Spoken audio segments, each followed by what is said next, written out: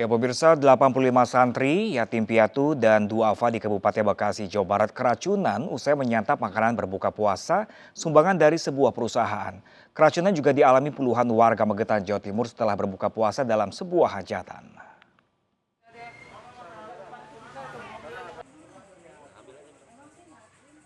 85 santri yatim piatu dan duafa Yayasan Al-Sofiani Ahmadi di Desa Sukaringin, Sukawangi, Kabupaten Bekasi, Jawa Barat, mual dan muntah-muntah usai menyantap sumbangan buka puasa dari sebuah perusahaan.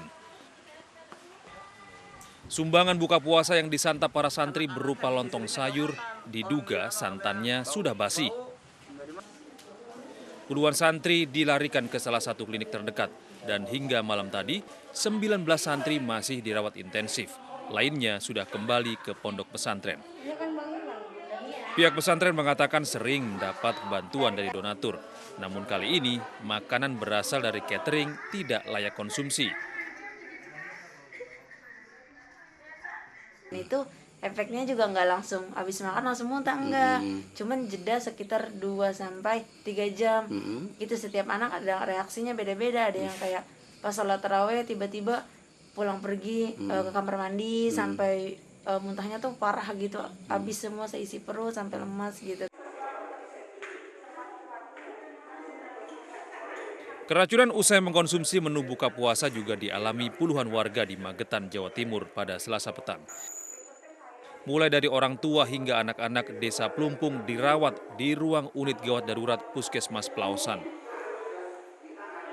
Para korban mengalami gejala pusing, muntah hingga diare usai menyantap menu ayam bakar dan sayur urap. Perut nyeri, kemudian mual, muntah, diare. Karena diare, muntah, kekurangan cairan banyak yang lemas. Akhirnya kita evakuasi ke puskesmas dan kita rawat di sini. Ada berapa korbannya? Dugaan sementara penyebab keracunan berasal dari mentimun sayur urap. Hingga malam tadi dari 26 warga baru 7 orang yang diperbolehkan pulang. Sisanya 19 orang masih dalam kondisi lemah. Itu sign out ya. Dari Kabupaten Bekasi, Jawa Barat dan Magetan, Jawa Timur, Tim Liputan iNews melaporkan.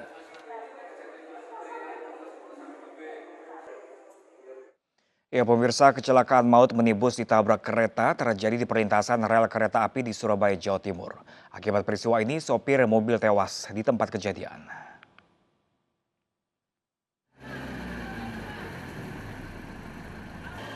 Minibus bernomor polisi L1669MD ini hancur usai ditabrak kereta api di perlintasan kereta api Pondok Benowo Indah, Kelurahan Babat Jerawat, Surabaya, Jawa Timur.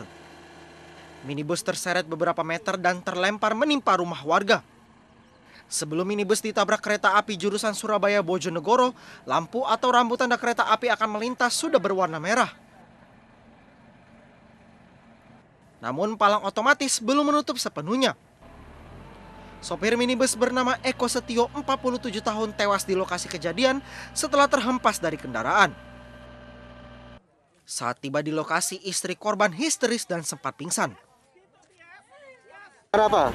Tengah ini ada belasan nabrak aja. Brak gitu. Iya. Oh, terus korbannya di mana, Mas? Korbannya? Itu orangnya di luar mobil, keluar dari mobil. Keluar dari mobil. Berarti korbannya terlempar gitu ya? Melempar dari Berapa orang tadi korban? Satu orang. Petugas membawa jasad korban ke Rumah Sakit Dr. Sutomo, Surabaya.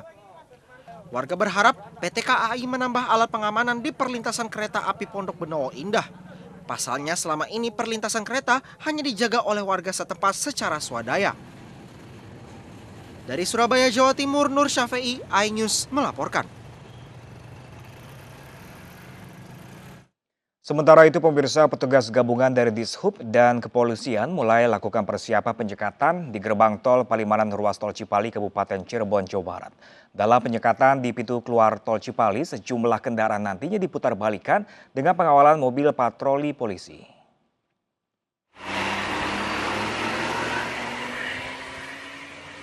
Simulasi penyekatan mudik bagi kendaraan yang hendak mudik ke sejumlah wilayah digelar jajaran Polresta Cirebon, Jawa Barat.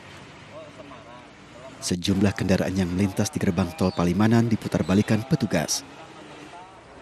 Pemeriksaan terlebih dahulu dilakukan terhadap pengendara, mulai dari identitas hingga kelengkapan surat lainnya.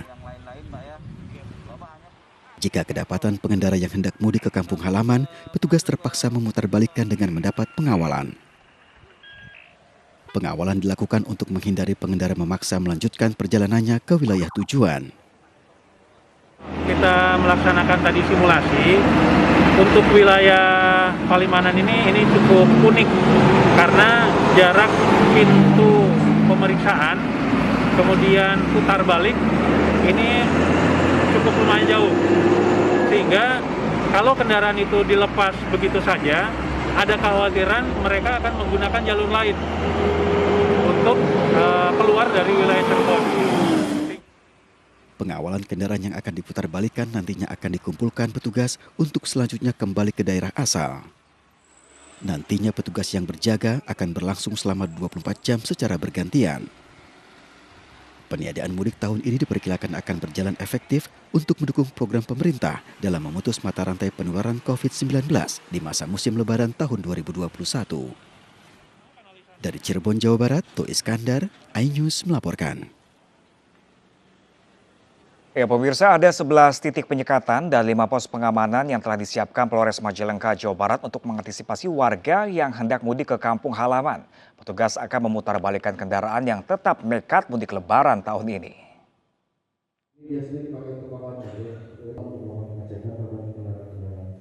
Rapat koordinasi lintas sektoral operasi ketupat Lodaya 2021 digelar Polresta Majalengka bersama instansi terkait. Selain pengamanan Hari Raya Idul Fitri, larangan mudik menjadi agenda kesiapan pelaksanaan pada peniadaan mudik tahun 2021. Untuk mendukung program peniadaan mudik tahun ini, Polres Majalengka, Jawa Barat telah menyiapkan 11 titik lokasi penyekatan dan 5 pos pengamanan untuk mengantisipasi mudik lebaran. Pos Gatur juga disiapkan untuk mengendalikan arus lalu lintas. Lokasi penyekatan tersebut berada di perbatasan wilayah selatan dan utara termasuk di kota Majalengka. Majalengka akan mendirikan 11 titik penyekatan yang dibagi di wilayah utara 4 titik, di wilayah tengah 3 titik, dan di wilayah selatan 4 titik. Selain penyekatan untuk masyarakat yang datang ke wilayah Majalengka, untuk pergerakan masyarakat di antar wilayah Majalengka itu sendiri, kita juga mendirikan ada 5 pos pengamanan, 4 pos. Bagi pengendara yang memaksakan diri untuk mudik, petugas akan memutarbalikkan kendaraannya menuju wilayah asal. Petugas gabungan akan segera menempati pos penyekatan di perbatasan mulai 6 Mei hingga 17 Mei 2021. Dari Majalengka, Jawa Barat, Muhammad Zeni, iNews melaporkan.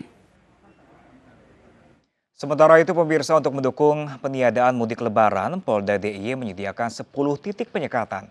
Operasi rutin akan terus ditingkatkan di ruas-ruas tertentu yang telah ditetapkan Polda DIY. Solo, Prambanan, Klaten, Pos PAM Lebaran disiapkan Polda DIY jelang penerapan peniadaan mudik yang akan dimulai pada 6 hingga 17 Mei 2021 mendatang. Salah satu lokasi titik penyekatan yang disediakan Polda DIY berada di dekat lokasi wisata Candi Prambanan yang menjadi lokasi perbatasan antara daerah istimewa Yogyakarta dan Kabupaten Klaten, Jawa Tengah.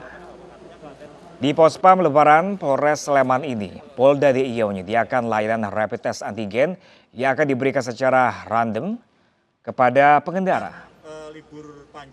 Dalam tinjauan kesiapan mudik di Yogyakarta, Korlantas Polri meminta seluruh jajaran Korlantas Polri untuk menggelar operasi secara rutin dan terus ditingkatkan. Ada 10 titik penyekatan yang digelar, yang ditetapkan oleh Polda Jogja. Saya terima kasih Pak Dirlantas Jogja yang telah mempersiapkan. Hari ini disimulasikan dengan sangat bagus, ya, dihadiri oleh perangkat instansi lengkap dari TNI, dari Jasara Harja, dari Kesehatan, dari Dishub. Selain di Yogyakarta, pemirsa, penyekatan mudik juga disiapkan oleh Polresta Solo sebanyak 5 titik untuk mengantisipasi mudik lebaran. 5 titik penyekatan tersebar di sejumlah lokasi termasuk di wilayah perbatasan. 5 titik penyekatan di wilayah Solo dianggap lokasi rawan untuk diantisipasi agar tidak terjadi lolosnya pemudik dari luar wilayah Solo. Bagi pemudik yang lolos masuk wilayah tujuan mudik, Korlantas Polri bersama pihak terkait akan berkoordinasi untuk melakukan isolasi di tempat-tempat yang telah ditentukan. 5 titik penyekatan semua dianggap rawan. Itu semua titik antisipasi, bahasanya bukan rawan tapi antisipasi untuk kebocoran-kebocoran yang masuk ke daerah Solo ini. Ya, karena wilayah Solo wilayah aglomerasi yang harus dikelola oleh wilayah setempat secara maksimal. Ya, pemirsa, Komisi Pemberantasan Korupsi menggeledah rumah dinas Wakil Ketua DPR RI Aziz Syamsuddin. Informasi selengkapnya akan kami hadirkan sesaat lagi, pemirsa. Tetaplah bersama kami di Ais Pagi.